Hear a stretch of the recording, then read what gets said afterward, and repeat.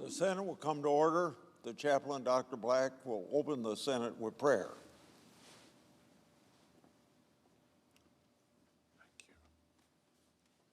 Thank you. Let us pray. Eternal God, on this Martin King and Inauguration Day, we thank you for being our hope for the years to come. You store up blessings for all who honor you. If angels must veil their faces in your presence, shouldn't we mere mortals embrace reverential awe? Empower our senators to be strong and courageous as they make loyalty to you their highest priority. Lord, smile on them with your blessings, for you are the author and finisher of our salvation. Grant that our lawmakers may know what is conducive for your glory. Today, we lift our hearts in ceaseless praise to you, our strong deliverer. We pray in your magnificent name. Amen. Will you please join me in the recitation of the Pledge of Allegiance? I pledge allegiance to the flag of the United States of America and to the republic for which it stands, one nation under God, indivisible, with liberty and justice for all.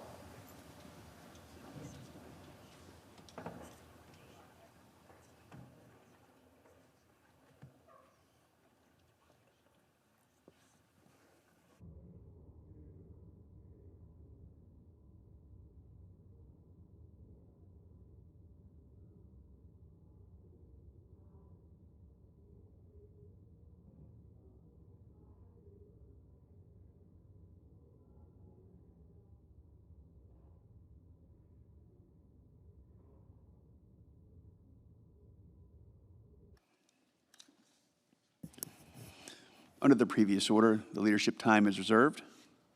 Morning business is closed. Under the previous order, the Senate will resume consideration of S5, which the clerk will report. Calendar number 1, S5, a bill to require the Secretary of Homeland Security to take into custody aliens who have been charged in the United States with theft and for other purposes. The senator from Iowa. As to speak in morning business for 3 minutes. Without objection. Yeah. Today, we have a new president. So I say congratulations to President Trump. As we turn a new page from one administration to another, we can put a contentious campaign and all the negative rhetoric behind us. There will be plenty of time for arguments. And those arguments can be about policy and personalities in the days and years to come. But today, this very day, is a day that all Americans can celebrate in their own way.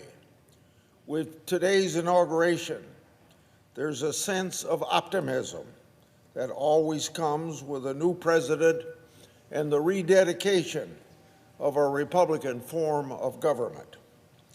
Even those who voted another way on November the 5th can take the opportunity to pause and enjoy the excitement of their fellow Americans and even allow themselves to share in some of that optimism. Of course, a new president must assemble a cabinet of people he trusts to carry out his agenda, and do that under the Constitution with the advice and consent of the Senate, with the expectation that before the day's out, we'll approve the nomination of Senator Marco Rubio, and I'm proud that today we can do that. No one in this body can doubt that Marco Rubio is a very intelligent man with a remarkable understanding of Americans' foreign policy and a very deep commitment to the American dream. That dream comes from the fact that his family has a history that started with the immigration to the United States from Cuba, and then watching their former homeland fall into a communist dictatorship that still exists to this day. And that helps explain his love for America and his drive to oppose oppressive autocratic regimes that threaten freedom, even in this time of intense partisanship, an intense time of character assassination. I expect Senator Rubio will receive an overwhelming vote for his confirmation. His colleagues know his talents and his character firsthand. I expect most, if not all, of my colleagues will vote based on what they have seen with their own eyes rather than blind partisanship. I look forward to Marco Rubio continuing his passionate defense of freedom in his role as our next Secretary of State. I yield the floor, and I suggest the absence of a quorum. Clerk will call the roll. Ms. Also Brooks.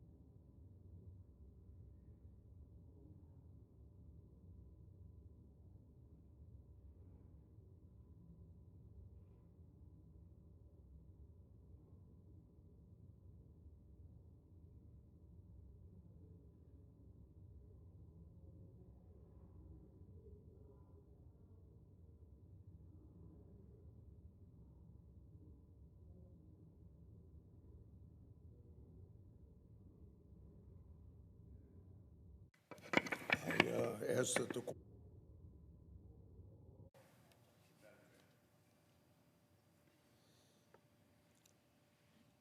last week, Mr. President, last week, you heard me speak in support of Laken-Riley Act, the vote that we're going to have later this afternoon. Today, I'd like to discuss a related bill called Sarah's Law. Sarah Root was a young woman from Iowa who had a bright future ahead of her. Her life was tragically cut short just one day after she graduated from college with a 4-point grade point average. She was killed when an illegal migrant who was street racing while heavily drunk crashed his car at a red light. In an outrage of justice, released after his arrest. Sarah's Law, or a serious bodily injury. Illegal migrants shouldn't be here in the first place. Everybody knows that it's against the law to enter the United States without our permission. Even so, if they come here violating our law, they hurt and kill an American, the federal government must prioritize their detention and deportation. The Trump administration has promised to remove dangerous criminals who crossed our borders illegally. Sarah's Law will support these efforts. I'd like to thank my colleague, Senator Ernst, for her long and tireless efforts to get this bill passed.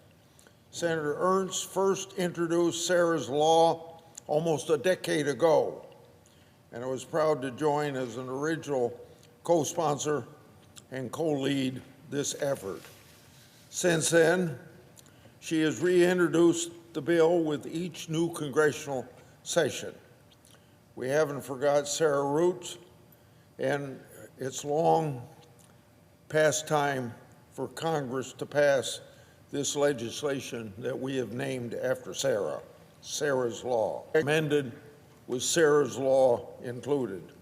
I yield the floor and suggest the absence of a quorum, and I don't need a copy of it. The clerk will call the roll. Ms. Alsobrooks.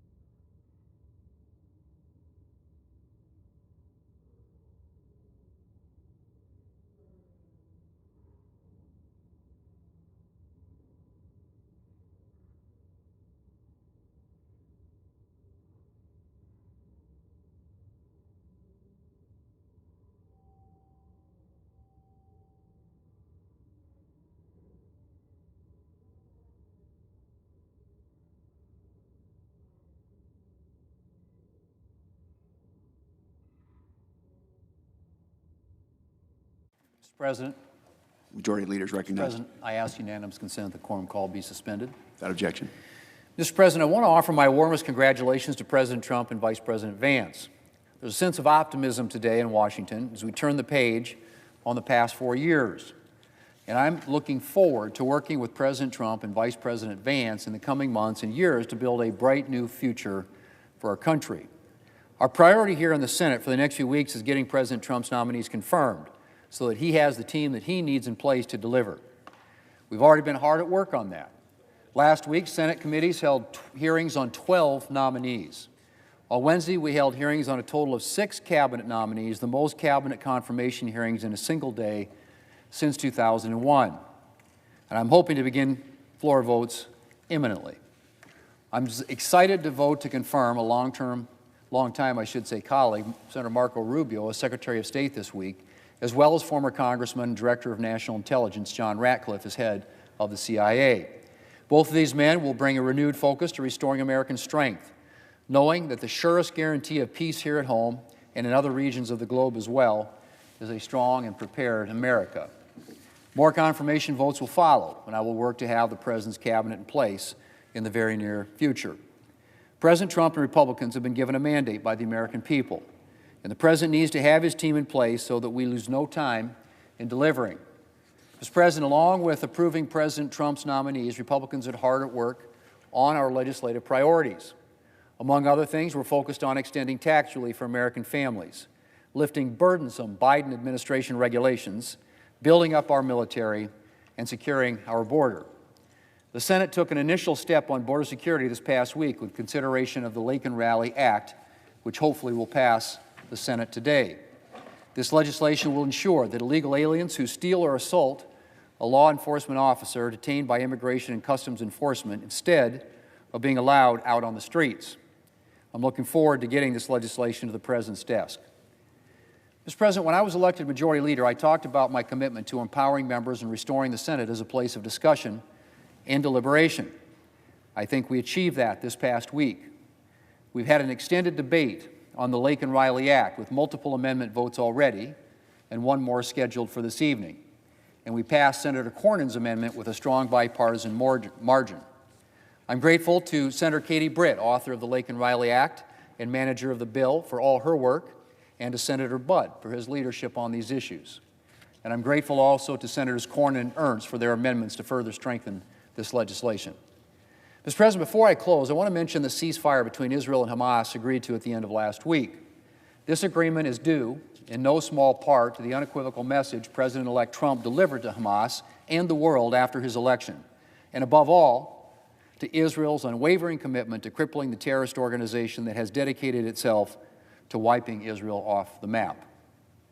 33 hostages, women and children, the injured, and those over 50 years old will be released during the first phase of the ceasefire, including the 3 hostages who were released yesterday.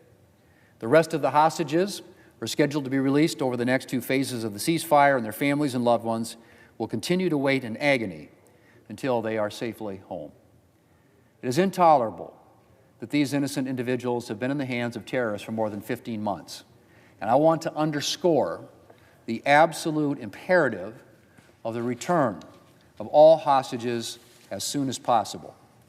Hamas should be on notice that the United States is watching and that we will not tolerate further delays or further aggression. Mr. President, I want to again offer my warmest congratulations to President Trump and to Vice President Vance. I look forward to all that we can achieve together, and I pray that God will bless their new administration. Mr. President, I yield the floor, and I suggest the absence of a quorum. Without objection. The clerk will call the roll. Ms. Alsobrooks.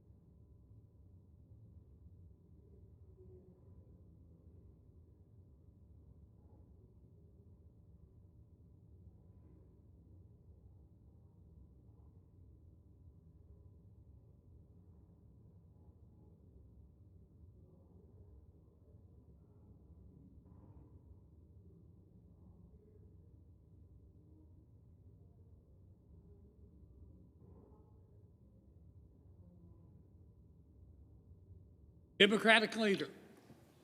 I ask unanimous consent the quorum be dispensed with. Without objection. Mr. President, a few hours ago, beneath the dome of the U.S. Capitol, with the eyes of the world upon us, the United States carried out yet again the peaceful transfer of power. We fulfilled the sacred commandment handed down to us by the framers nearly 2.5 centuries ago. We observed the inauguration of Donald Trump, the 47th President of the United States. I congratulate President Trump. I congratulate Vice President Vance. The prayers of the American people are with them. Today, let me also thank one more time our nation's 46th President, Joe Biden. History will look kindly on President Biden's 4 years in office. He lifted America out of the abyss of crisis. He restored decency and integrity to the White House. His bold agenda, made possible by Democrats in Congress and particularly in the Senate, will stand the test of time. When Americans drive on better roads, breathe cleaner air, enjoy good-paying manufacturing jobs, and save on prescription drugs, it will be because of the things we accomplished under President Biden's watch. So I thank President Biden, and I thank Vice President Harris for their service to our nation. The peaceful transfer of power is the defining feature of a free society. It's what separates nations like the United States from the wastelands of despotism and autocracy. As we've seen recently, the peaceful transfer of power can never be taken for granted. It requires all sides to accept the will of the people and affirm the results of the democratic process, no matter the outcome. That is what Democrats firmly believe in. Democrats believe in the peaceful transfer of power, and we showed it today. Democrats are loyal above all to our Constitution and to our democratic principles. And today, we practiced what we preached, the democratic transfer of power. I hope that today's inauguration shows the world that the chaos of 4 years ago was an unfortunate aberration and not the norm. It's now time to look to the future. The challenges that face America are many and great. The Senate must respond with resolve, bipartisanship, and fidelity to the working and middle class of this country. When President Trump and I disagree, I stand ready to work with him. While President Trump and I often disagree, I stand ready to work with him and with anyone, regardless of party, to advance the nation's well-being. The American people want us to work together to make their lives better. Democrats are ready to do just that. We have been and always will be. Finally, today, of course, is not just Inauguration Day, but Martin Luther King Jr. Day, too. Today, we remember that the march of justice may sometimes feel slow and halting, but if we persist and persist and persist, then one day we, too, shall reach the promised land. I like to say that Dr. King hoisted a giant mirror on his shoulders, and with his brilliance, his eloquence, and his faith, he forced America to look into that mirror, and America didn't like what it saw. And that began us on a real road, a real path to greater equality, and we still have a long way to go. But King was an amazing man, and it's fitting that his holiday is the only holiday on the calendar named for just one person. We have Mother's Day for the mothers, Father's Day for the fathers, President's Day for the presidents, Veterans Day for the veterans, but only one holiday for one man, and that's because Dr. King was so unique and so amazing. Now, the work of justice, we all know, and Dr. King taught us, does not happen overnight. Sometimes progress rushes forth like a mighty stream. Other times it may feel as if progress flows in reverse and moves backward. Either way, Dr. King's hopeful message is the same. No matter the odds, we shall overcome. I yield the floor, note the absence of quorum. Clerk will call the roll. Ms. Also Brooks.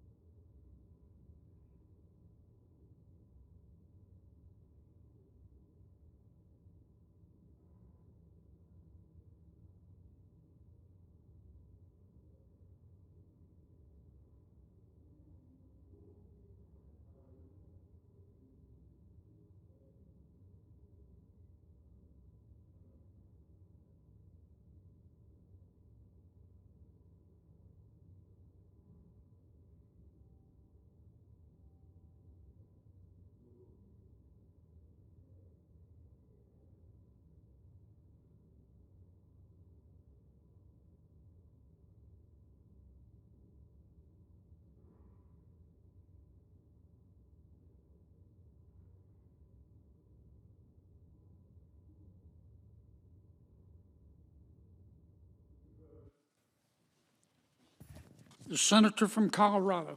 Thank you, Mr. President. I ask the quorum call be vitiated, Without objection. to use the language that the presiding officer would use to get rid of a quorum call. And I'd ask unanimous consent of the presiding officer to set aside the pending amendment, so I may offer my amendment, number 90, that there be up to 15 minutes for debate on the amendment, and that upon the use or yielding back of time, the Senate vote on the amendment without further intervening action or debate. Is there any objection? The senator from Alabama. Reserving my right to object. Mr. President, the Laken Riley Act is a targeted, common sense, life-saving bill. This legislation adds crimes to the mandatory detention provisions of the INA and uses the existing framework of the INA. What this amendment would do is introduce new carve-outs that don't already exist.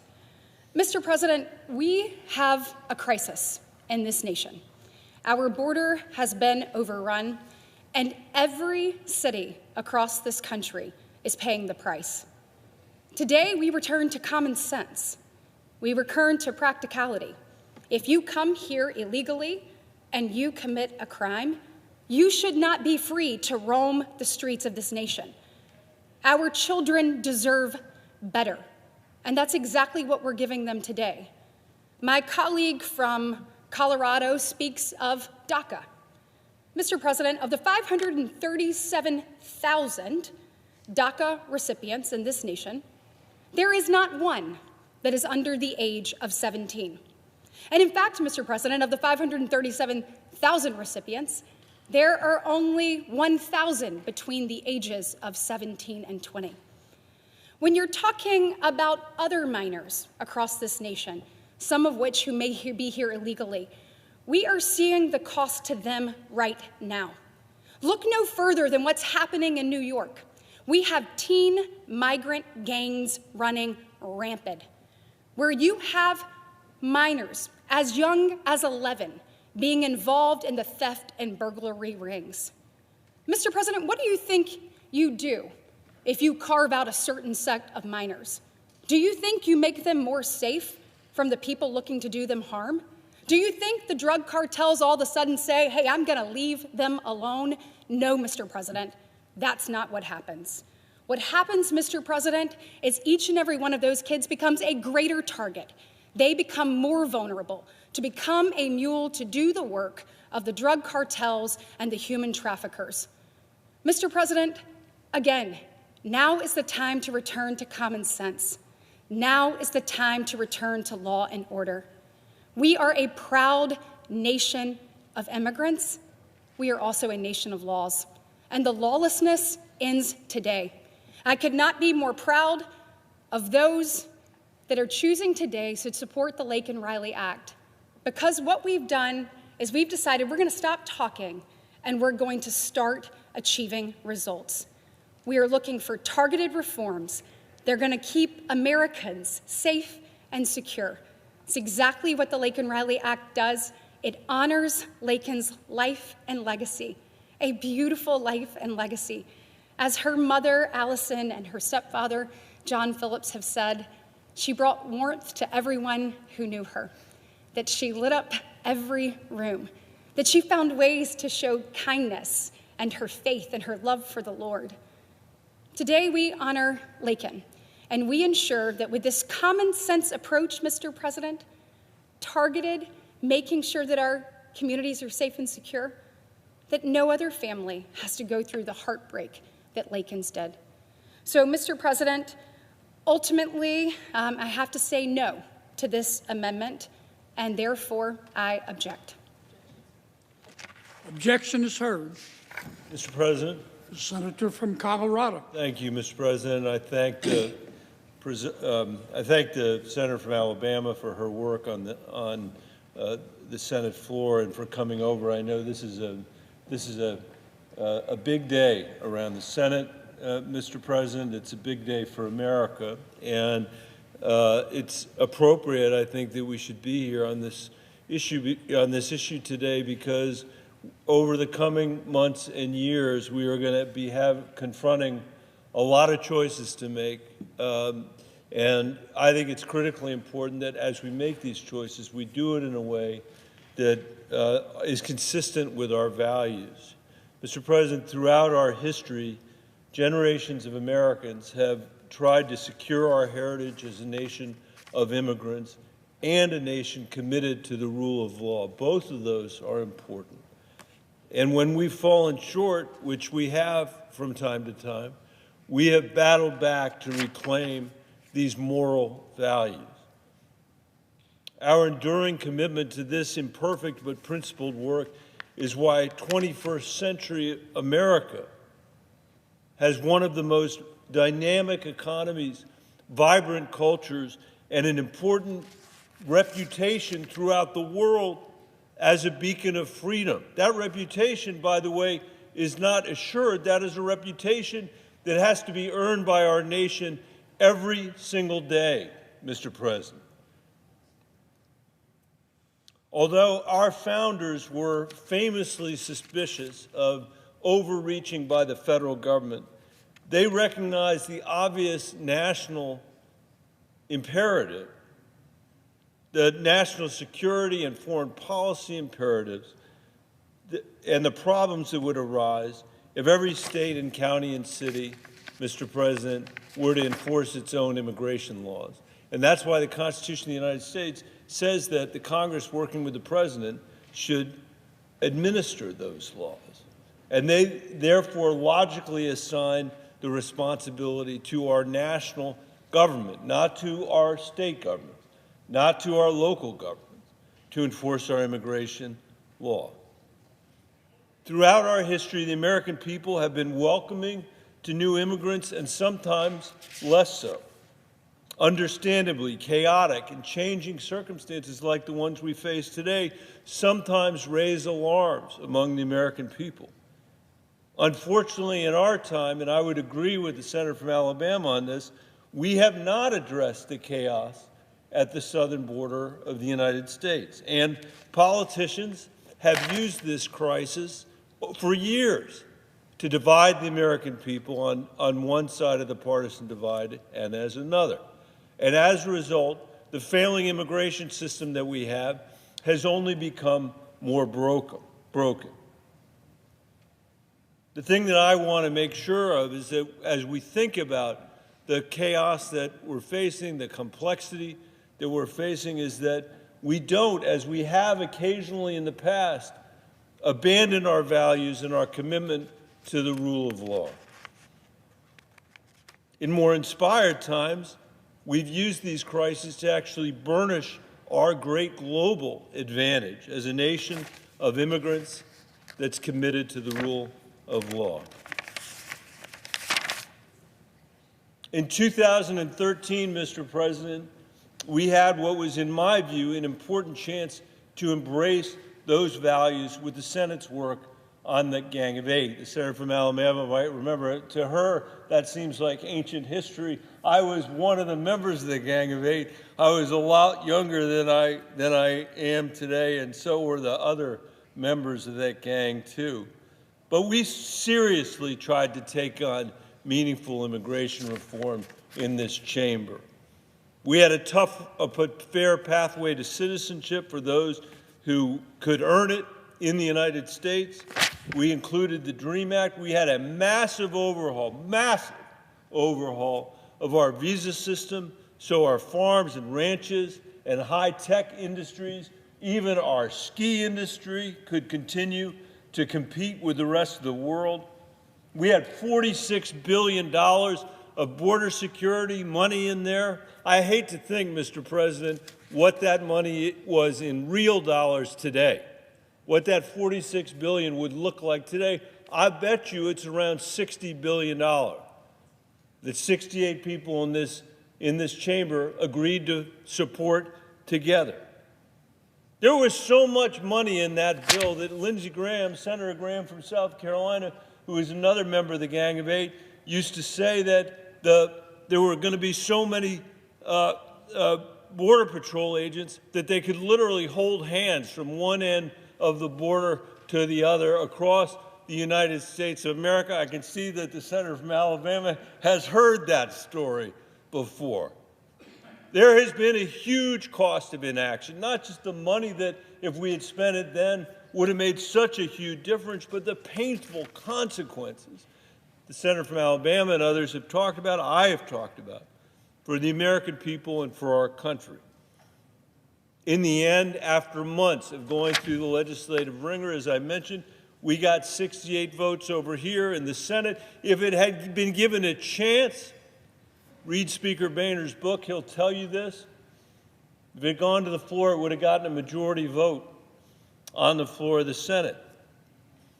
But the Freedom Caucus killed that bill, Mr. President, in a legislative back alley before it could see the light of day on the House floor. And since then, like with so many of the American people's most fundamental concern, the federal government and this Congress has been immobilized on the subject of immigration, for sure, under both Republican and Democratic presidents. In the meantime, transnational gangs have seized full opportunity of our inaction, raking in billions of dollars, smuggling human beings and drugs and weapons to the southern border of the United States. These criminal syndicates have perfected their worldwide smuggling operations. They've trained people how to exploit our asylum system, and they have weaponized social media to enable thousands of people to travel all over the globe to present themselves at the southern border of the United States or to come through the southern border. And the result of that paralysis has been, at times, an overwhelmed southern border. For this reason, in 2022, I urge the Biden administration never to lift Title 42 without a plan and without the resources to execute it. They were unprepared for what was to come, and they were too slow to act. It's clear to almost everybody today that our system isn't built for today's conditions. We need to fix it, and we need to give the American people confidence that we have a fair and secure system in place. So how do we do that? Well, tonight, Mr. President, we're going to vote on the first response from the Congress, the Laken-Riley Act, which I think is neither focused on driving resources to the border or establishing a more robust and rigorous system of immigration. Instead, contrary to our constitutional obligations, today's bill devolves authority away from the President and Congress to 50 state attorneys general. In ways that seem extremely counterproductive to me, I hope I'm not right about this, although you can already see a battle brewing in the administration about this. This bill provides state attorney generals the power to seek nationwide injunctions to completely block certain countries like India and China, El Salvador, from sending immigrants here. Imagine a Salvadorian farm worker on an H-2A visa living in Florida or Louisiana or committing a violent crime, leading to a deportation order. He should be deported. I'm not here to dispute that. I don't dispute that. But with this bill, if El Salvador doesn't accept his deportation, Florida's Attorney General could ask a court to force the federal government to ban all visas from El Salvador, or all H-2A visas, or all H-1B visas for high-tech workers, for all that matters. Nearly 5,500 people in Colorado today are working on an H-2A visa. Why should Florida's Attorney General be able to dictate Colorado's need for these workers? Why should any state attorney general be able to hammer the economies of 49 other states? It doesn't make any sense. It's because Congress and the administration have abandoned their responsibility here. We find ourselves in this position. Second, this bill creates mandatory detention policies for immigrants accused of committing nonviolent and also violent crime. And as I said, I believe we should be going after transnational gangs, street gangs, and people who pose a threat to our communities. When a brutal crime is committed, as in the case of Laken Riley, we should respond. We have to respond. And we should stand with her family, as the senator from Alabama has done, and her community, and ensure that something like that never happens again. But in my opinion, this bill is not targeted enough. It would force ICE, working with local law enforcement, to detain immigrants who are accused, not just convicted, but accused, of a very broad set of crimes, including shoplifting, without regard to how young they are or more important, whether they're a threat to our community or a threat to public safety. There is a good reason, and I know the presiding officer may not agree with this, but I know he knows the logic. There is a good reason why we seldom pass legislation with mandatory detention or jailing. We tend to believe that law enforcement is in the best position to determine in real time who the threat to public safety actually is. And we know we don't have the resources, we never have the resources, to lock up every nonviolent offender without regard to whether they're a threat to public safety or not. I know this sounds crazy, but this bill is so broadly drafted that it would compel law enforcement to put a mandatory detention on you heard it, an 11-year-old immigrant in New York accused of stealing a soda from a gas station. I think most law enforcement agents across the country would tell you that their time would be much better spent tracking down and detaining, for example, a violent criminal who's bludgeoned their neighbor with a hammer. But this bill doesn't distinguish between those two cases. Instead, it strips law enforcement of their ability to make their best judgment about whom to arrest and not to arrest, whom to detain and not detain, and how to focus their precious resources on protecting our public safety. The proponents of this bill do not deny that children will be swept up in its administration. This is not a drafting error, Mr. President. In this bill, every undocumented person accused, not just convicted, but accused of a list of crimes that's in this bill must be detained. That might sound like law and order, Mr. President, but it's easy to see how this encroachment on law enforcement's ability to do its job could spiral out of control. To make matters even worse, this bill does not provide ICE with the resources it needs to implement what is now a massive unfunded liability. And I know that the proponents of the bill say they're going to fix that problem, but just so you understand, ICE says this bill is going to cost $27 billion a year. That's their number. I've heard much higher numbers than that. Let's take their number. $27 billion a year. That is 3 times ICE's annual budget of $9 billion. Many of us are used to, Mr. President, used to Congress passing bills without ever paying for them, but this may be one of the worst cases that we've seen. And I know there may be an attempt here through reconciliation, a tax measure to try to fund this in some way or to pick some other place to do it. But choices are going to have to be made between the mandatory detention of people who may not be a threat to our community and other choices like the funding for Border Patrol or the countering of weapons of the mass the Countering Weapons of Mass Destruction Office at Homeland Security, the Disaster Relief Fund, just three that come to mind. Put another way, every dollar that ICE spends incarcerating kids is a dollar the Border Patrol doesn't have to spend on the border itself. Wouldn't the American people be a lot better off, Mr. President, if Homeland Security were left to focus on violent criminals and enforcing the border, not on kids accused of non-violent crimes?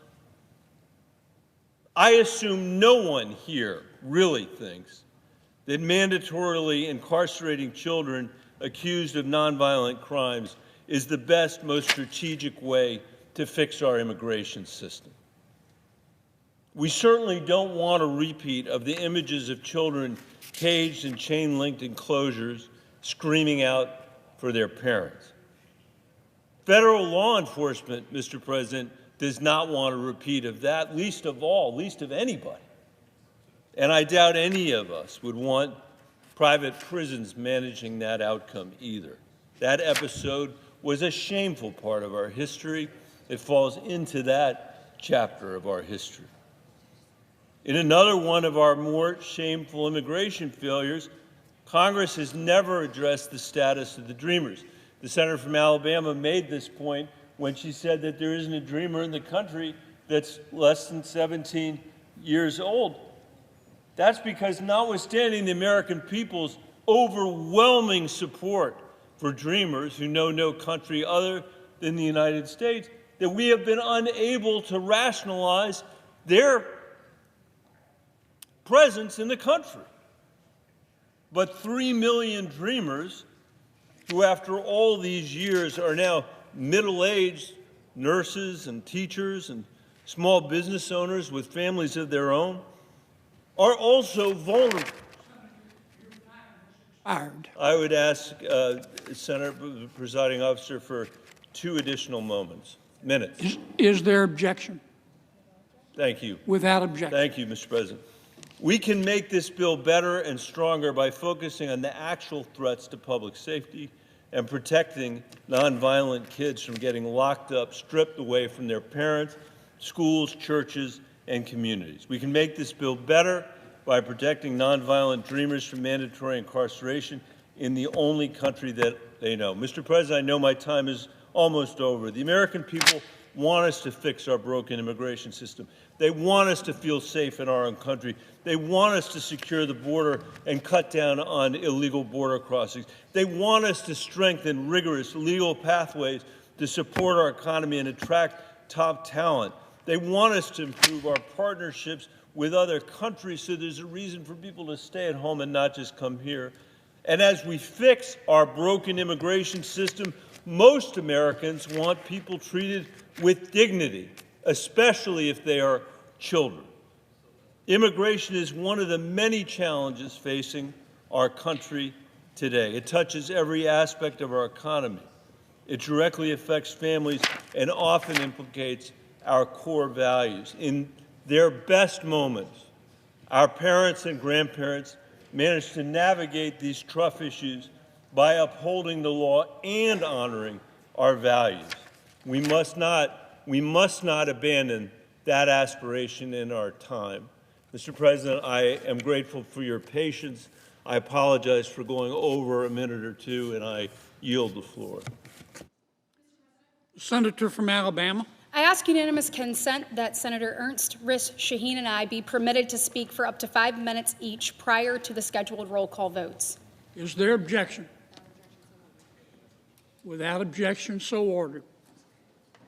Mr. President, before I yield the floor to my distinguished colleague from Iowa, I do want to respond to one thing my colleague from Colorado said.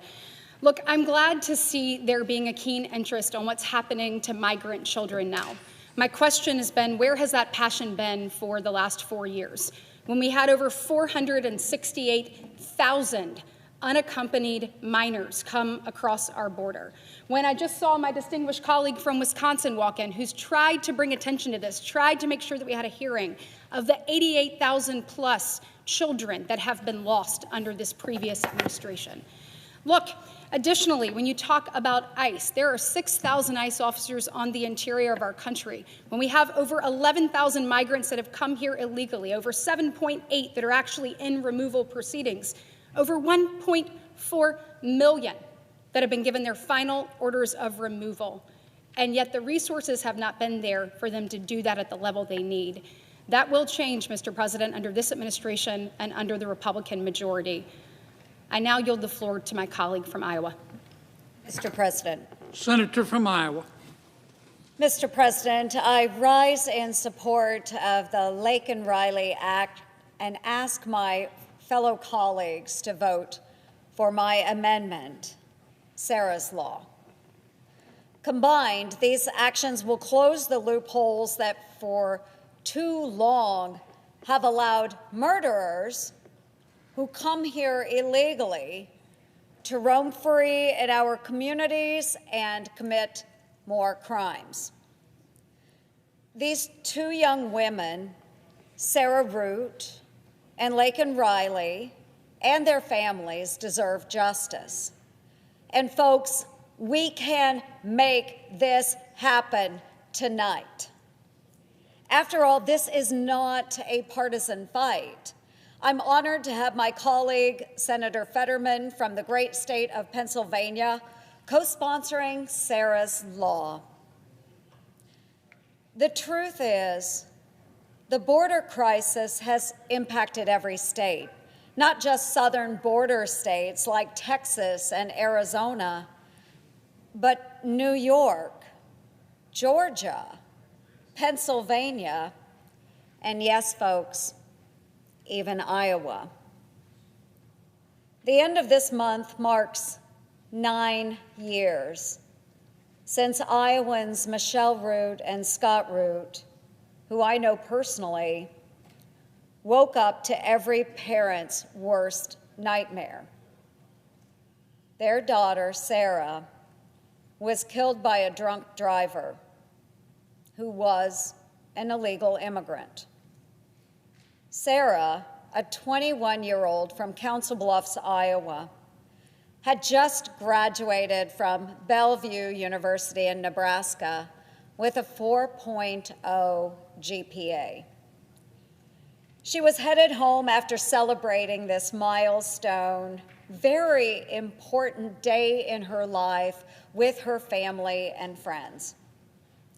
In an instant, an illegal immigrant, Edwin Mejia, who was drunk driving with a blood alcohol 3 times the legal limit, struck and killed her. One would think that Sarah's killer would clearly meet Immigration and Customs Enforcement's enforcement priorities. But no. Citing the Obama administration's November 2014 memo, ICE declined to take custody of Mejia. Yes, folks, he had killed a woman, and they declined to take custody of Edwin Mejia, despite his repeated driving offenses and history of skipping court dates.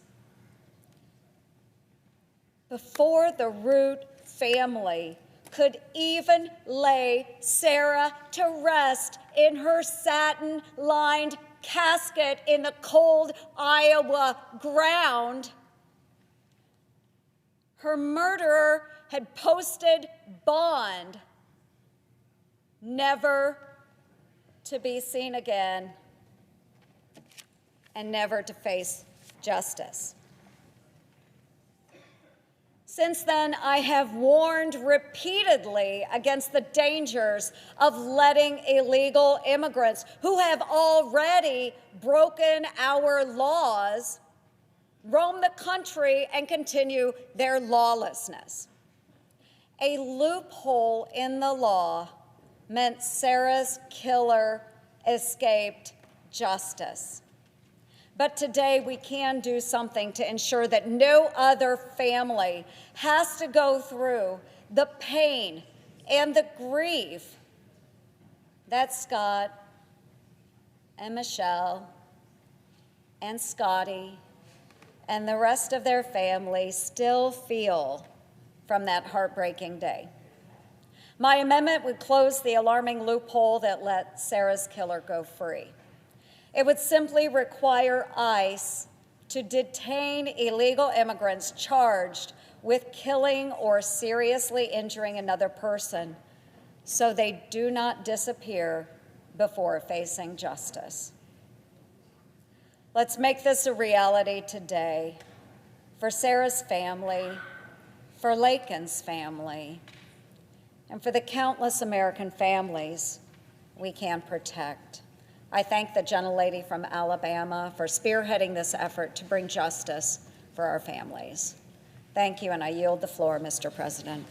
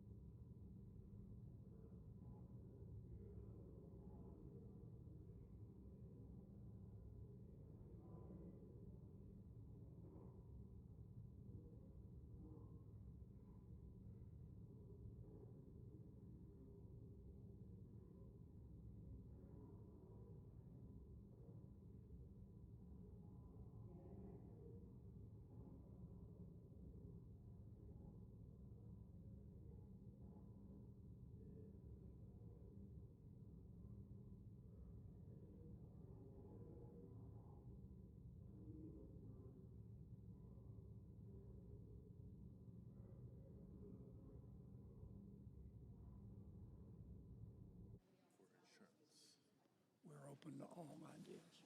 We're just getting started. I'll look at it. Mr. President. I apologize, Senator. The senator from Idaho. Are we in a quorum call? We are not, sir. Mr. President, I ask unanimous consent that following the disposition of calendar number 1, S5, and the Senate proceed to executive session to consider executive calendar number 2, Marco Rubio of Florida, to be Secretary of State.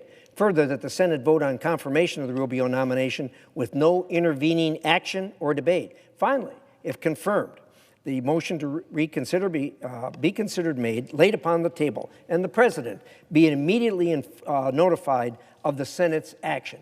I would also ask unanimous consent that immediately prior to that vote, that I be given 3 minutes to debate, and my distinguished colleague from New Hampshire also be given 3 minutes to debate prior to calling the roll. Is there objection? Without objection, so ordered.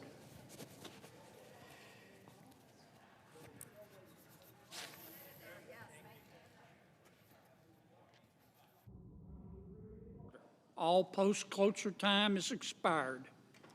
The question occurs on amendment number 8 as amended.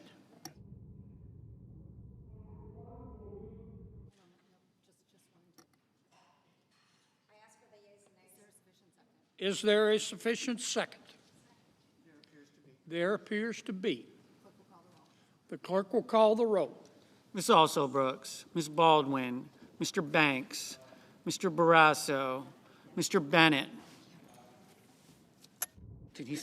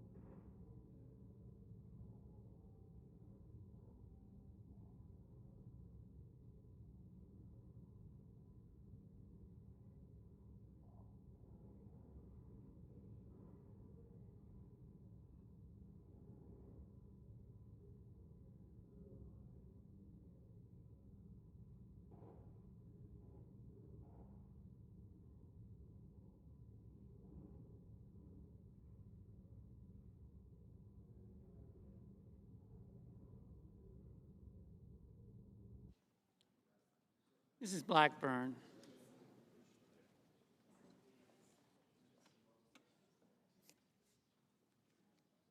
Mr. Blumenthal.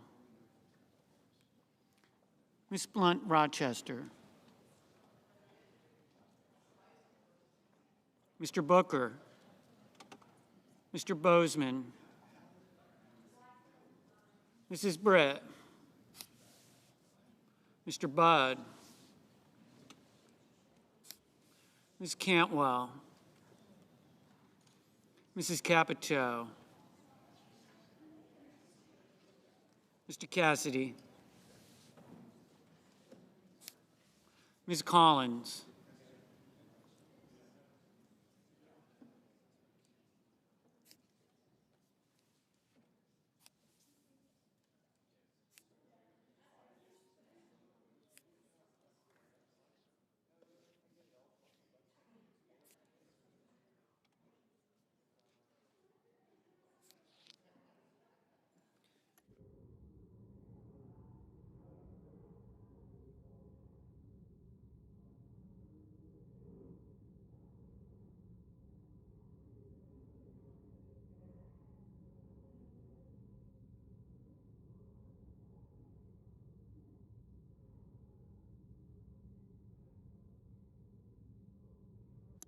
Mr. Coons, Mr. Cornyn, Ms. Cortez Masto, Mr. Cotton, Mr. Kramer, Mr. Crapo, Mr. Cruz.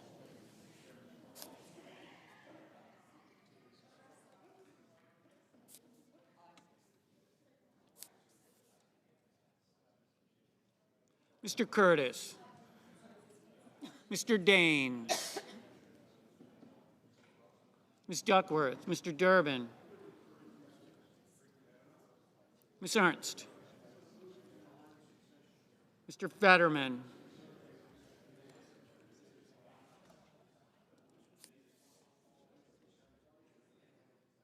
Mrs. Fisher, Mr. Gallego,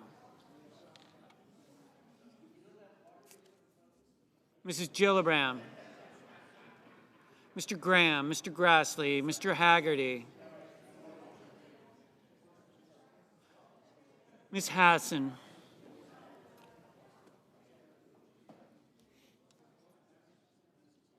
Mr. Hawley,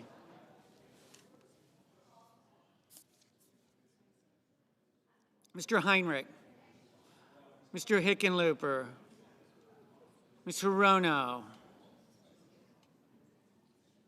Mr. Hoven, Mrs. Hyde-Smith,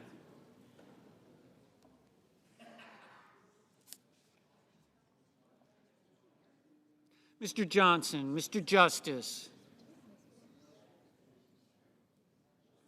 Mr. Kane, Mr. Kelly, Mr. Kennedy, Mr. Kim,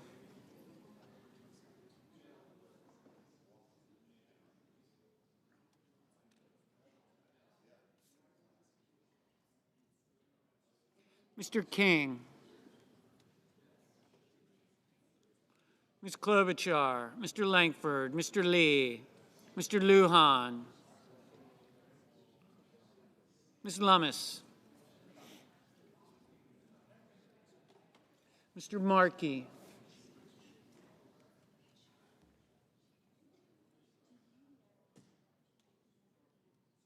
Mr. Marshall, Mr. McConnell, Mr. McCormick, Mr. Merkley, Mr. Moran, Mr. Moreno, Mr. Mullen. Hey, John.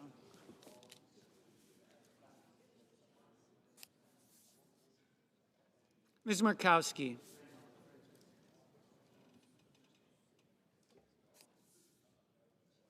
Mr. Murphy, Mrs. Murray, Mr. Ossoff, Mr. Padilla, Mr. Paul, Mr. Peters, Mr. Reed, Mr. Ricketts, Mr. Risch, Ms. Rosen, Mr. Rounds, Mr. Rubio, Mr. Sanders, Mr. Schatz, Mr. Schiff,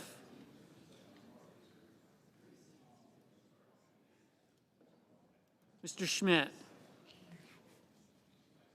Mr. Schumer, Mr. Scott of Florida, Mr. Scott of South Carolina, Mrs. Shaheen, Mr. Sheehy, Ms. Slotkin, Ms. Smith,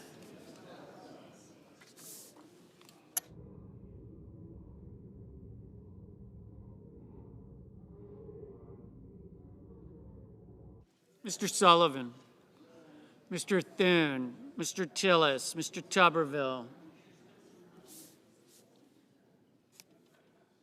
Mr. Van Hollen, Mr. Warner, Mr. Warnock, Ms. Warren, Mr. Welch, Mr. Whitehouse, Mr. Wicker, Mr. Wyden,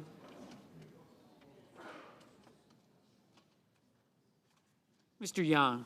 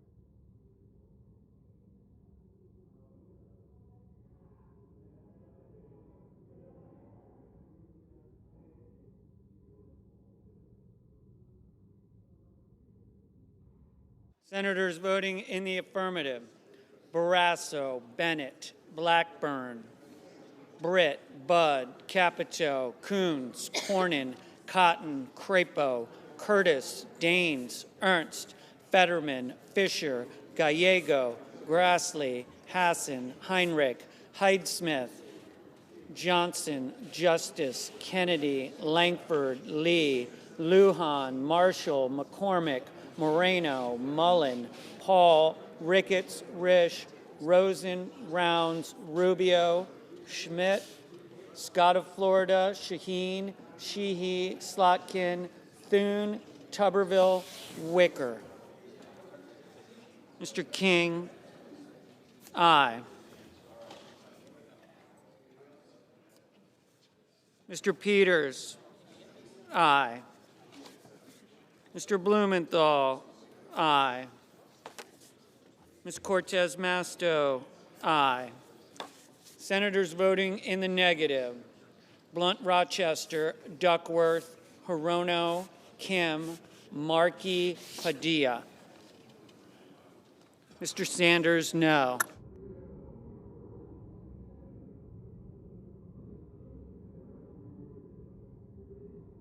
Mrs. Murray? Mrs. Murray, no. Mr. Scott? Mr. Scott of South Carolina? Aye.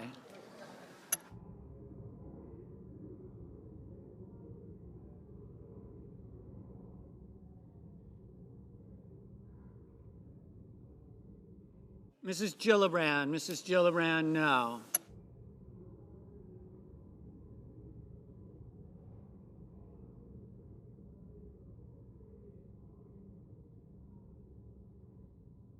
Mr. Durbin? Mr. Durbin, no.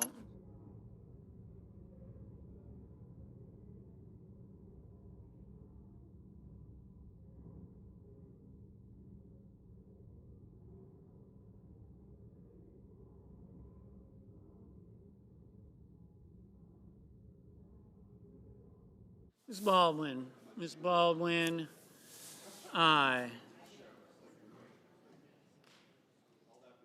Mr. Young? Mr. Young, aye.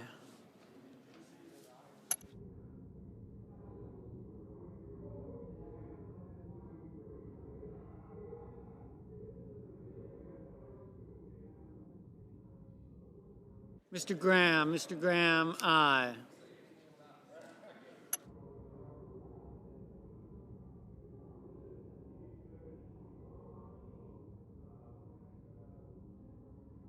Mr. Wyden? Mr. Wyden, aye. Mr. Kelly? Mr. Kelly, aye. Mr. Kane? Mr. Kane, no.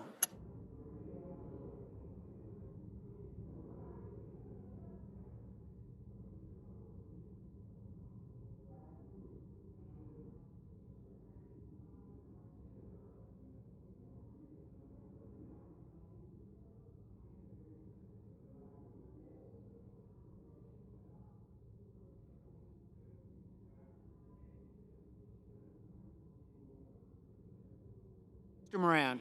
Mr. Moran, aye.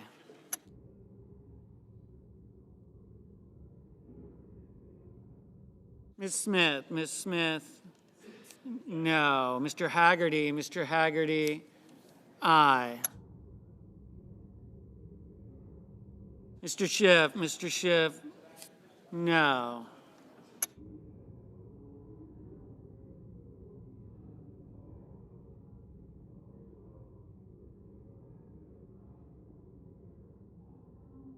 Mr. Booker? Mr. Booker, no. Mr. Murphy? Mr. Murphy, no. Mr. Schatz? Mr. Schatz, no. Ms. Warren? Ms. Warren, no.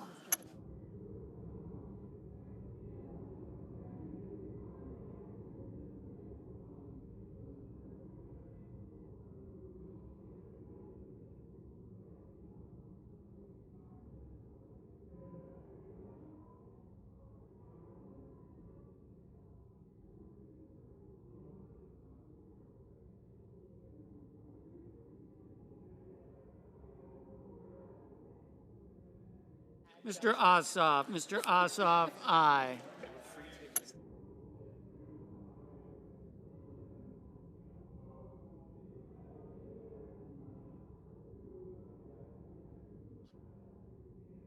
Ms. Also Brooks? Ms. Also Brooks, no. Mr. Hoven? Mr. Hoven, aye.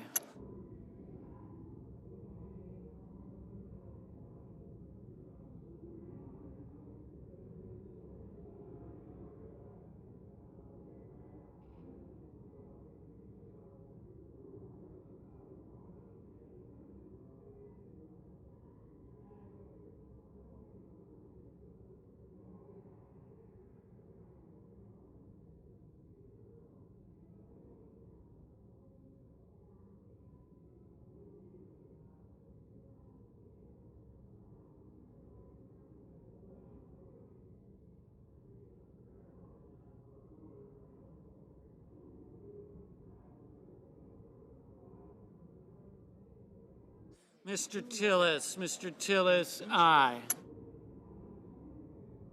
Ms. Collins, aye. No, the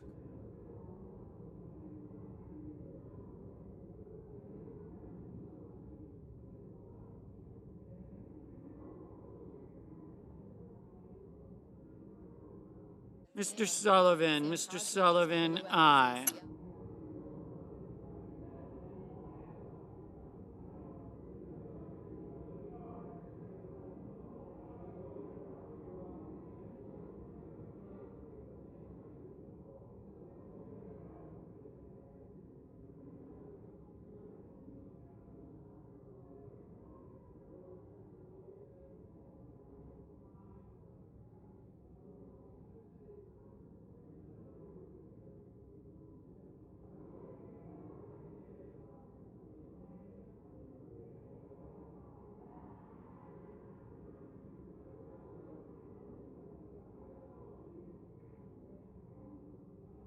Mr.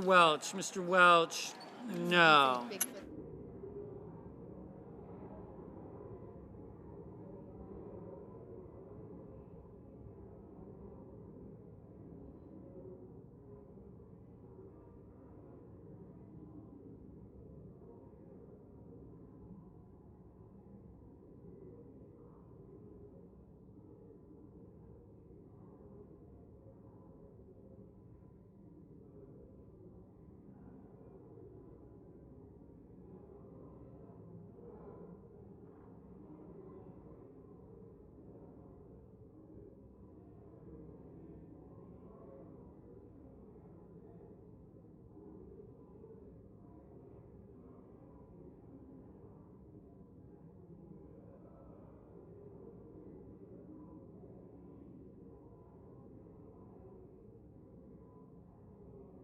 Mr. Warner, aye.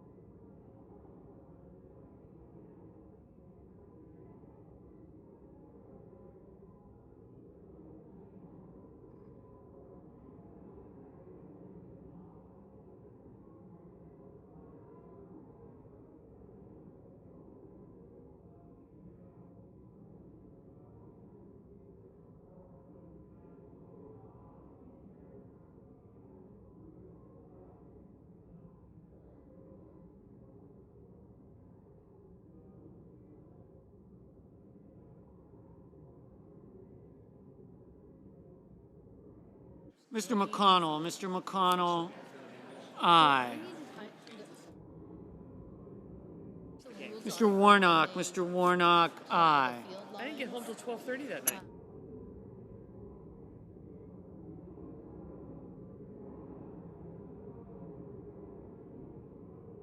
Mr. Reed, no.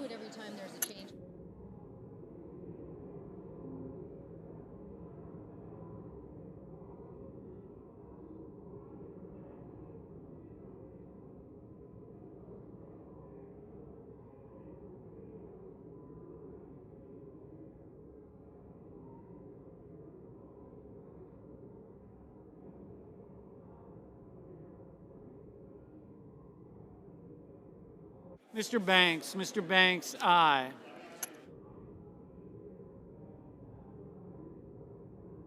Mr. Whitehouse, no.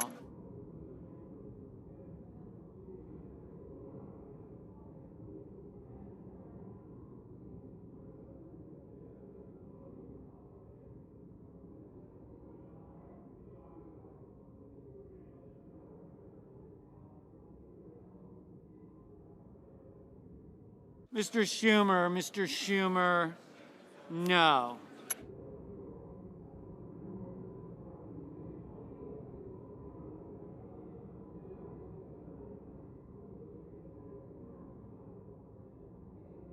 Mr. Merkley, no.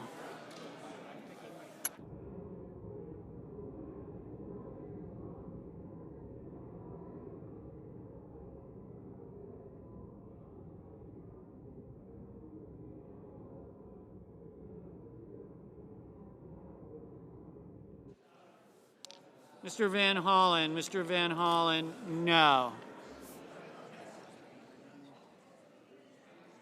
Ms. Klobuchar, aye.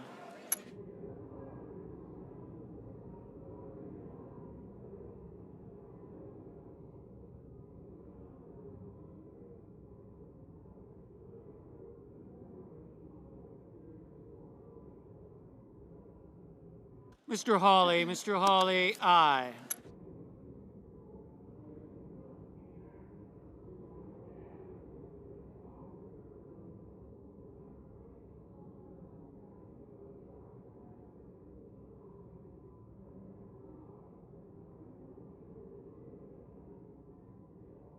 Ms. Murkowski, aye. Mr.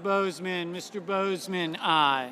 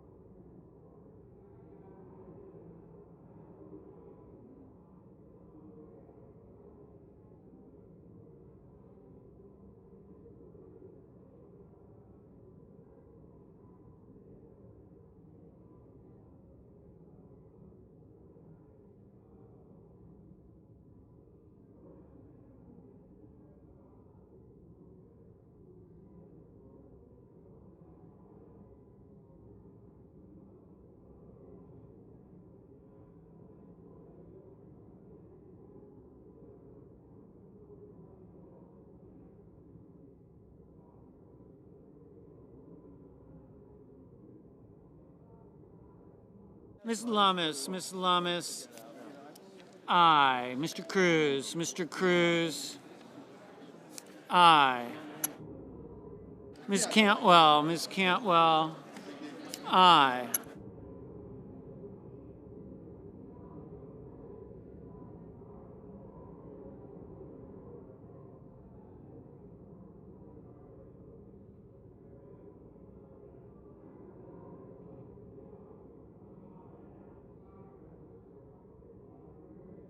Mr. Kramer, aye.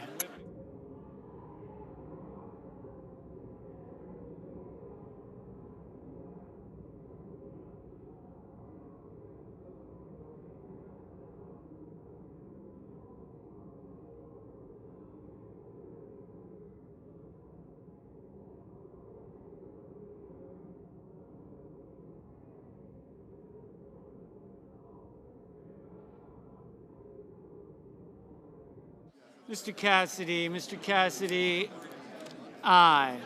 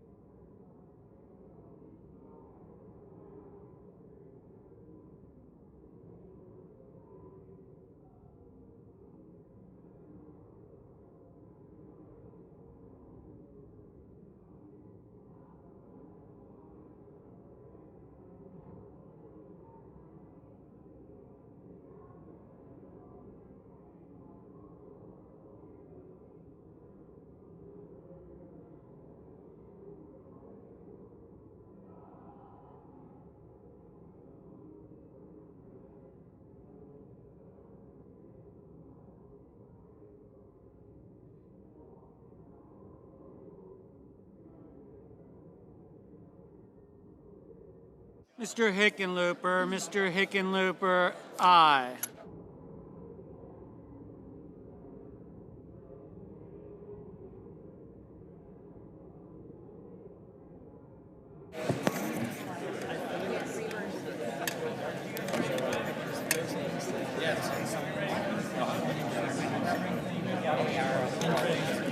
Close it.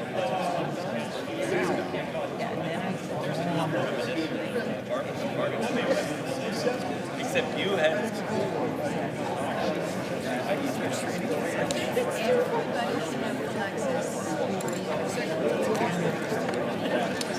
On this vote, the yeas are 75, the nays are 24. The amendment as amended is agreed to. Mr. President, Majority Leader, I ask unanimous consent the next vote be a 10-minute vote. without objection. The clerk will read the title of the bill for the third time. Calendar number 1, S5, a bill to require the Secretary of Homeland Security to take into custody aliens who have been charged in the United States with theft and for other purposes. The question occurs on passage of the bill as amended. Is there a sufficient second? There is.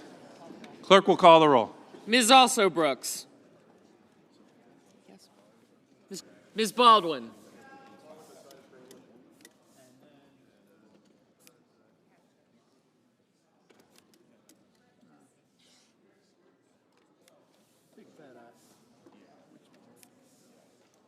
Mr. Banks. Mr. Barrasso. Mr. Bennett. I thought I saw him. Mrs. Blackburn.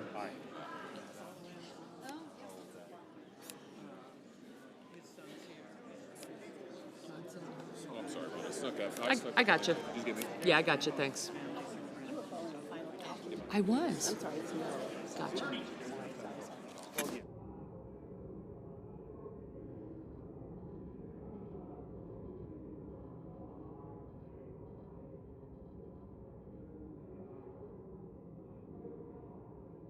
Mr. Blumenthal.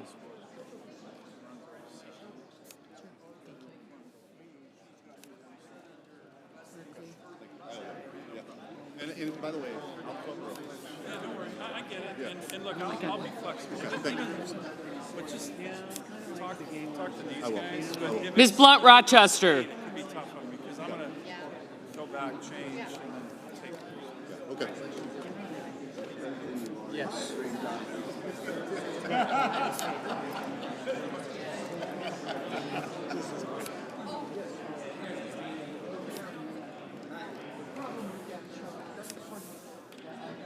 Mr. Booker. Mr. Bozeman.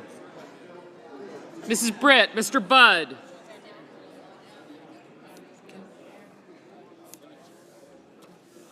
Ms. Cantwell. Mrs. Capito. Mr. Cassidy. Ms. Collins. Mr. Coons. Ms. Cortez Masto.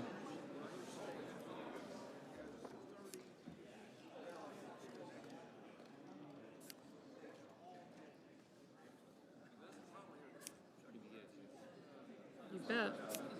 Thank you.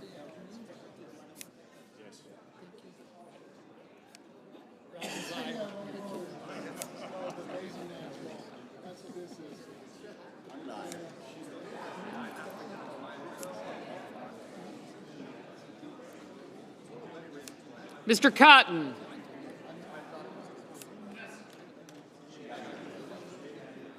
Mr. Kramer.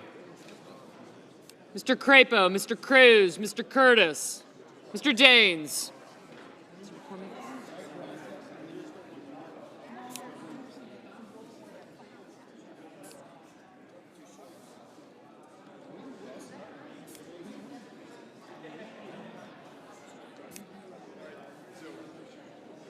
Ms. Duckworth.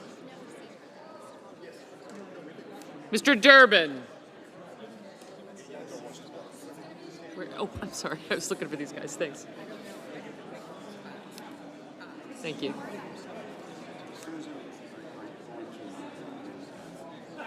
I got you.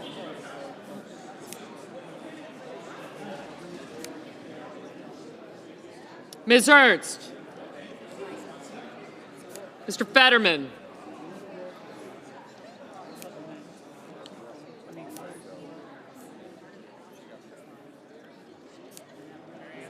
Thank you. Mrs. Gillibrand, Mr. Graham.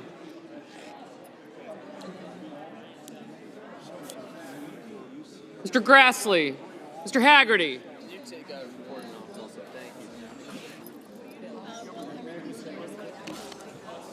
I got him.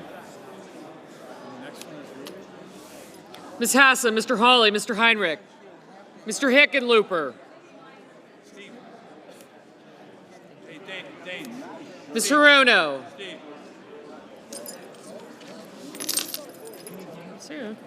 Mr. Hoven. Senator James. Yes, sir.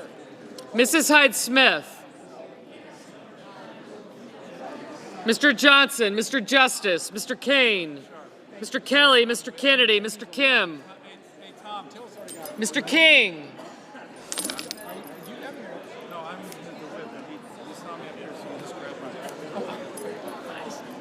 I'm sorry, Senator, did you?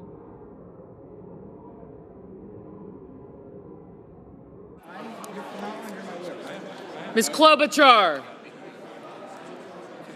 Yes, thank you. Mr. Langford, Mr. Lee, Mr. Lujan. Ms. Lummis. Mr. Markey. Mr. Marshall. Mr. McConnell. Mr. McCormick, Mr. Merkley, Mr. Moran. Mr. Moreno, Mr. Mullen, Ms. Murkowski. Mr. Murphy. Mrs. Murray, Mr. Ossoff. Mr. Padilla, Mr. Paul, Mr. Peters, Mr. Reed, Mr. Ricketts, Mr. Risch, Ms. Rosen, Mr. Rounds, Mr. Rubio, Mr. Sanders,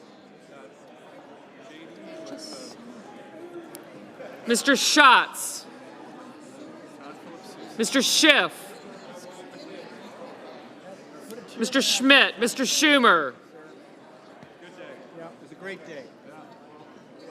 Mr. Scott of Florida, Mr. Scott of South Carolina, Hey, Bill. Mrs. Shaheen,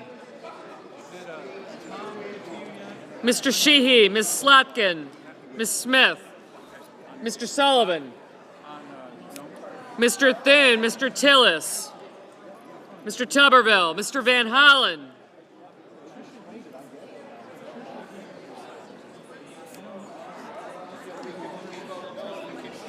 you voted aye.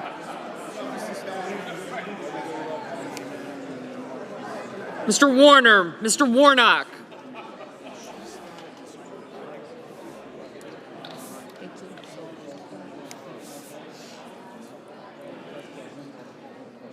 Ms. Warren, Mr. Welch.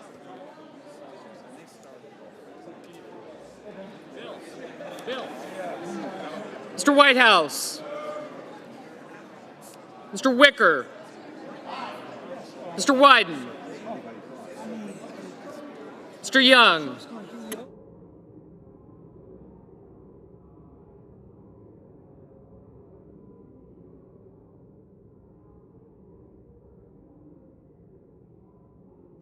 Senators voting in the affirmative: Banks, Barrasso, Blackburn, Bozeman, Britt, Budd, Capito, Cassidy, Collins, Cornyn, Cortez Masto, Cotton, Kramer, Crapo, Cruz, Curtis, Daines, Ernst, Fetterman, Gallego, Grassley, Haggerty, Hassan, Hawley, Hyde-Smith, Johnson, Justice, Kelly, Kennedy, Langford, Lee, Lummis, Marshall, McCormick, Moran, Moreno, Mullen, Paul, Peters, Ricketts, Risch, Rosen, Rounds, Rubio, Schmidt, Scott of Florida, Scott of South Carolina, Sheehy, Slotkin, Sullivan, Thune, Tillis, Tuberville, Warner, Wicker, and Young. Ms. Murkowski, aye. Mrs. Shaheen, aye. Senators voting in the negative. Also Brooks, Baldwin, Bennett, Blunt Rochester, Cantwell, Duckworth, Durbin, Gillibrand, Heinrich, Hickenlooper, Kane, Kim, King, Klobuchar, Merkley, Murphy, Murray, Padilla, Reed, Schiff, Smith, Van Hollen, Warren, and Whitehouse. Mr. Coons, no. Mr. Graham, aye. Mr. Thune, aye. Mr. Blumenthal, no. Mr. Hoven, aye. She thought it was funny as hell. She thought you had a great sense of humor.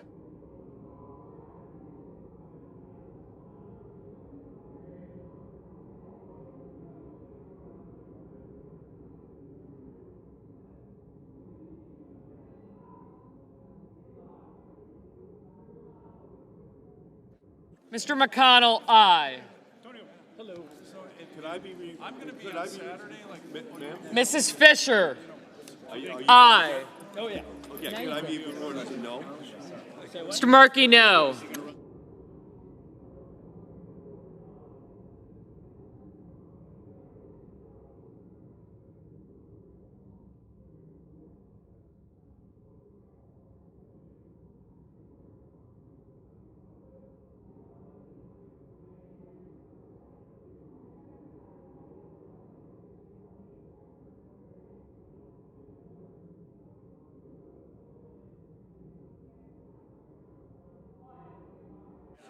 Mr. Wyden, no.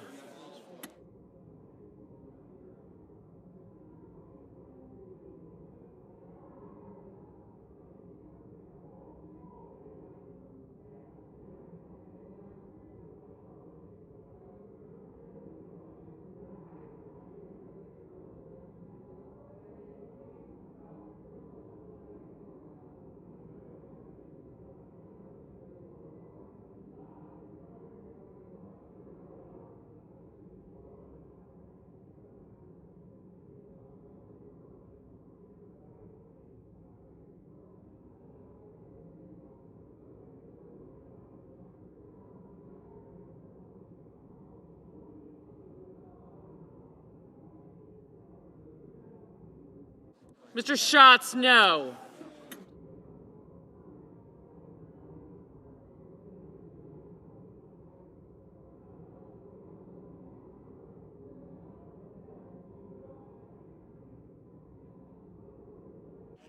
Mr. Welch, no.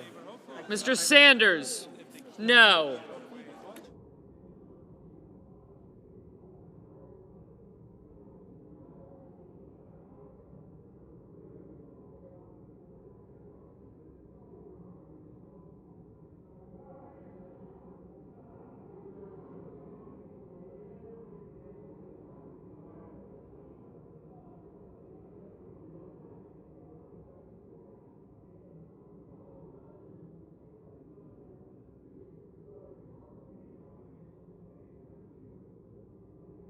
Mr. Schumer, no.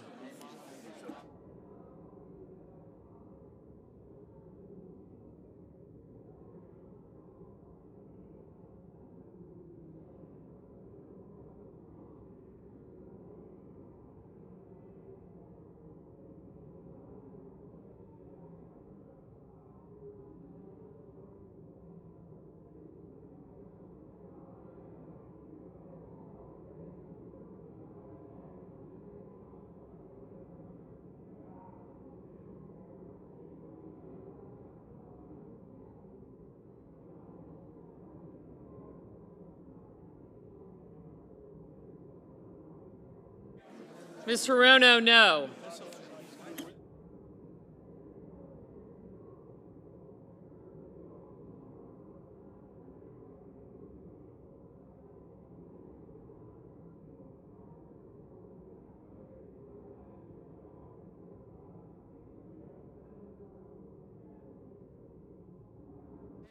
Mr. Warnock, aye.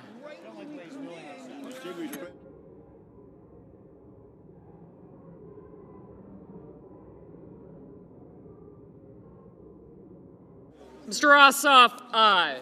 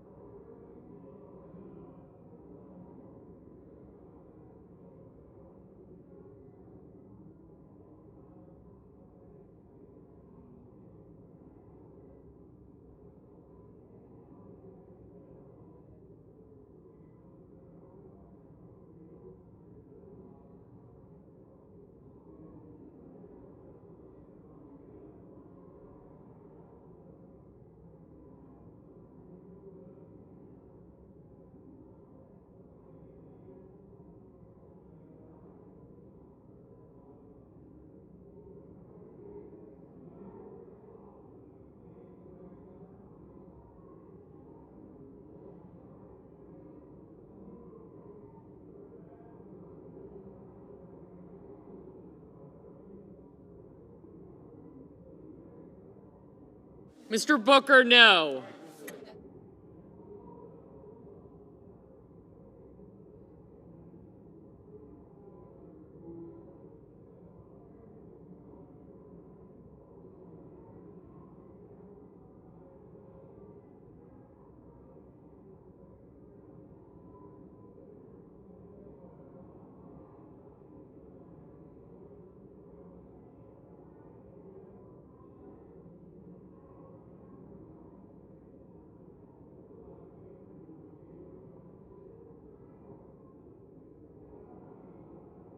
Amended is passed.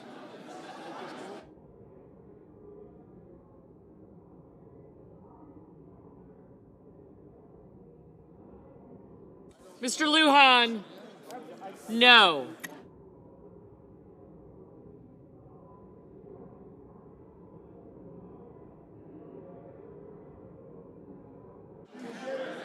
Tap the gavel. On this vote, the yeas are 64, the nays are 35. The bill as amended is passed.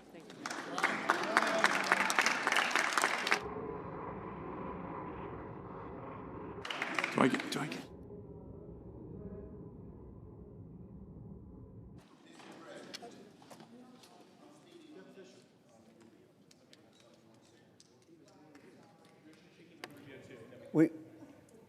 Chuck, we've got a unanimous.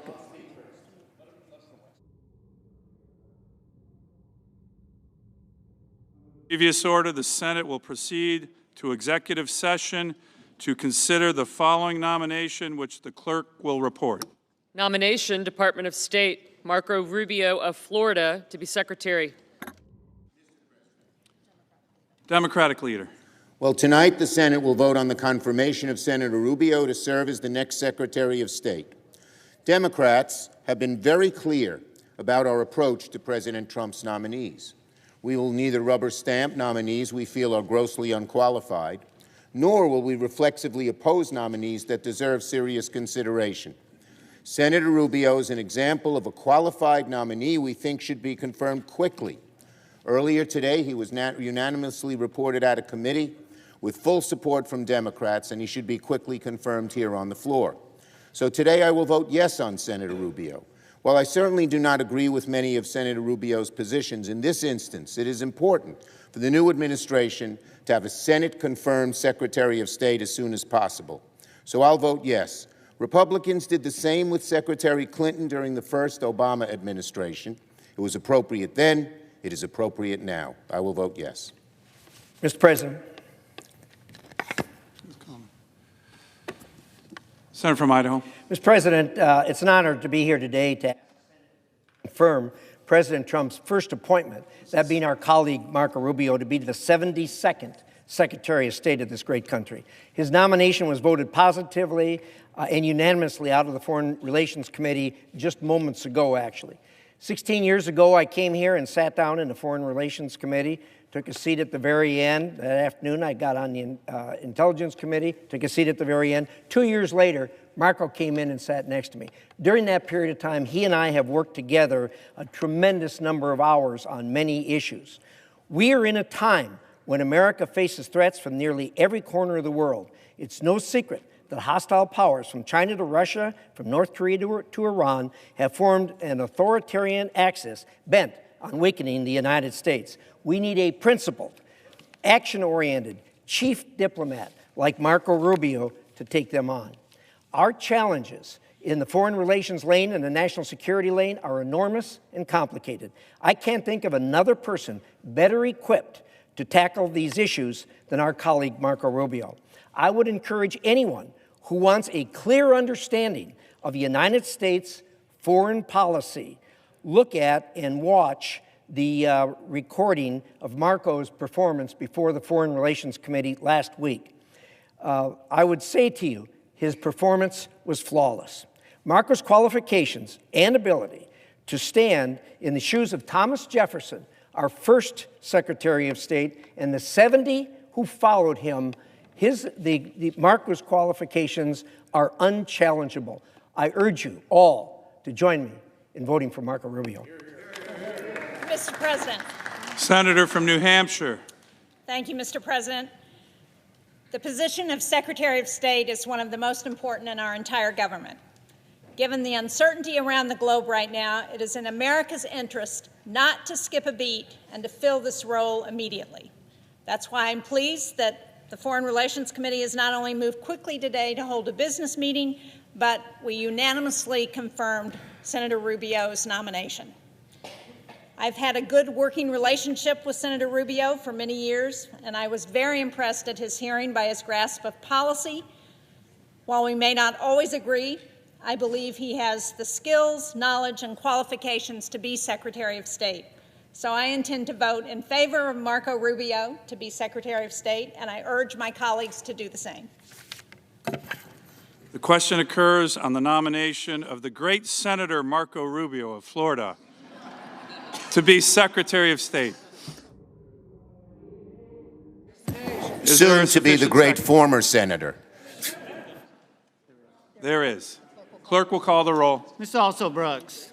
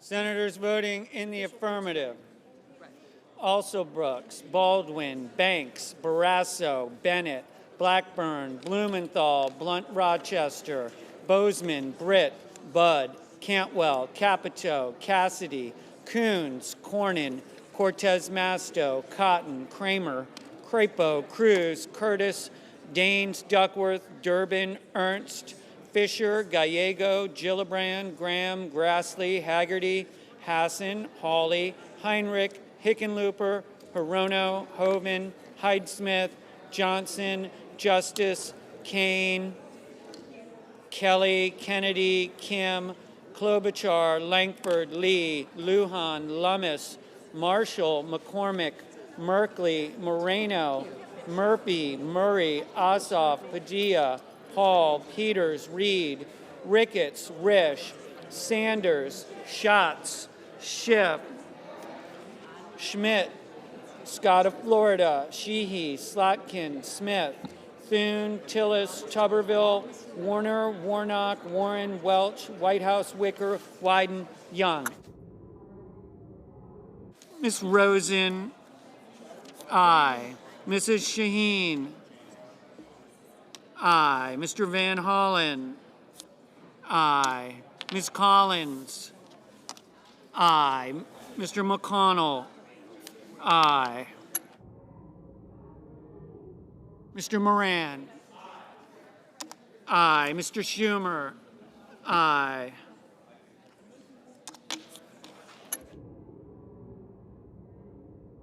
Mr. Sullivan, aye.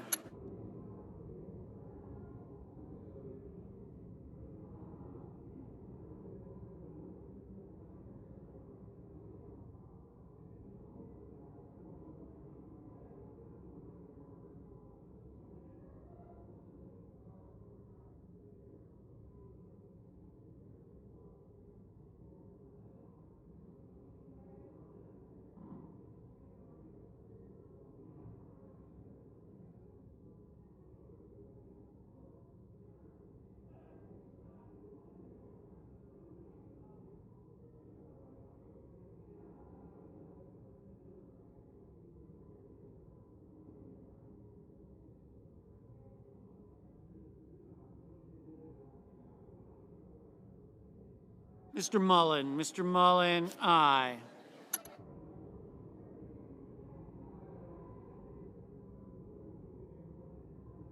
Ms. Murkowski, aye.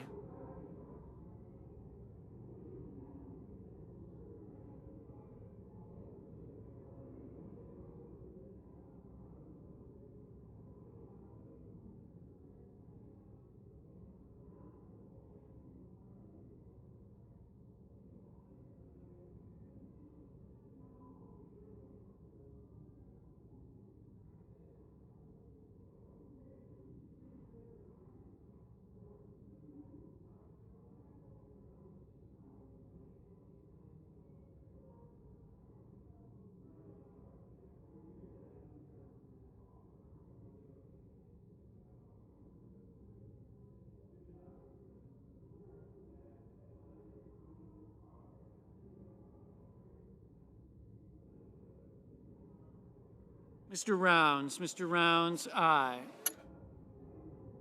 Mr. Markey, aye.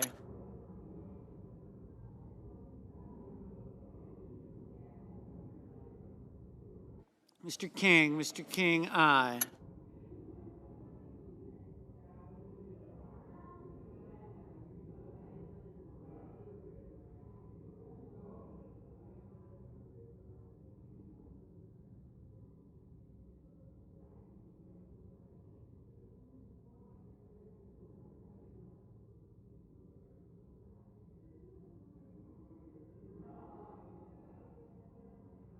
Mr. Booker, aye.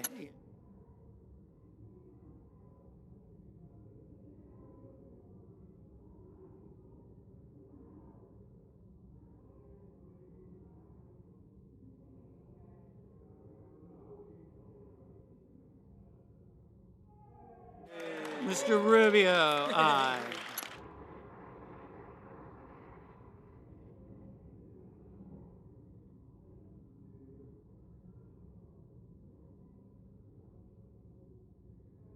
Mr. Scott of South Carolina. Mr. Scott of South Carolina, aye.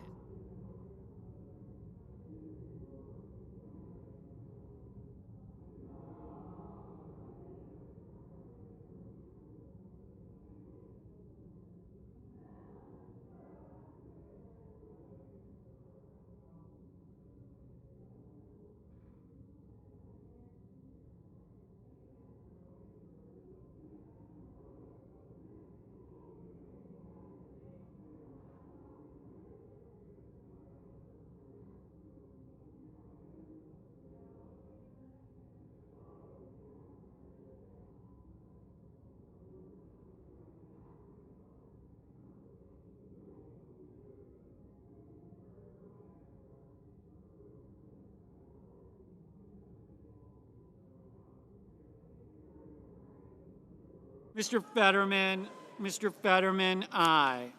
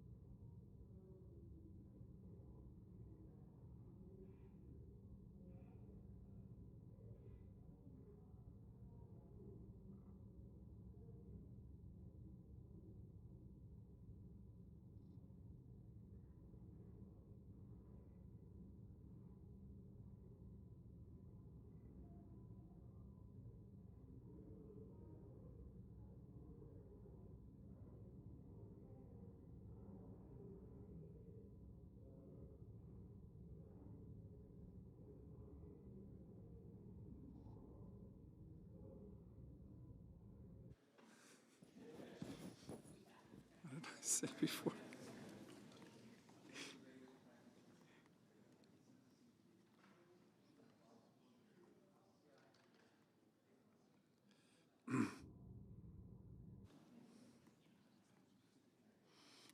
On this vote, the yeas are 99, the nays are 0. The nomination of the great Senator Marco Rubio from the state of Florida is confirmed.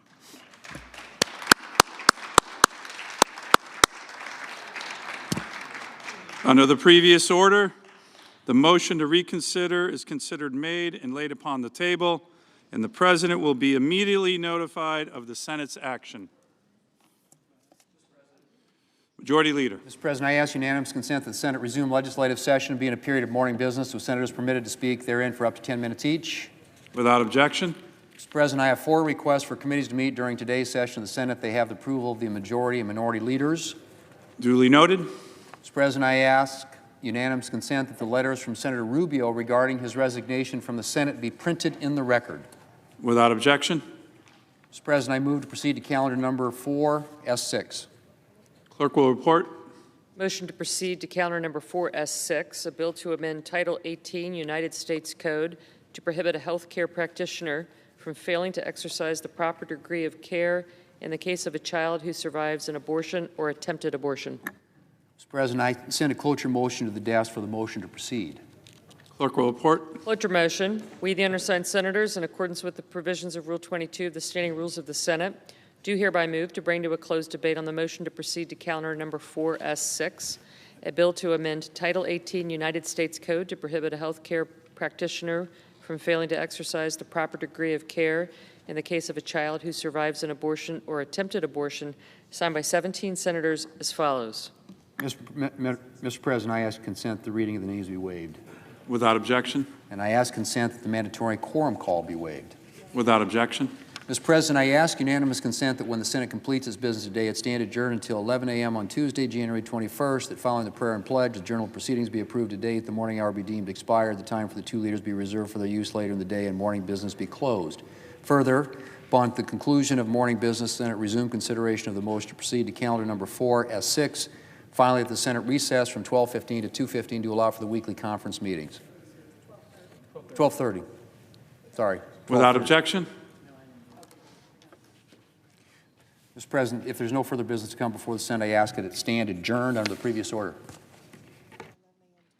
The Senate stands adjourned until 11 a.m. tomorrow.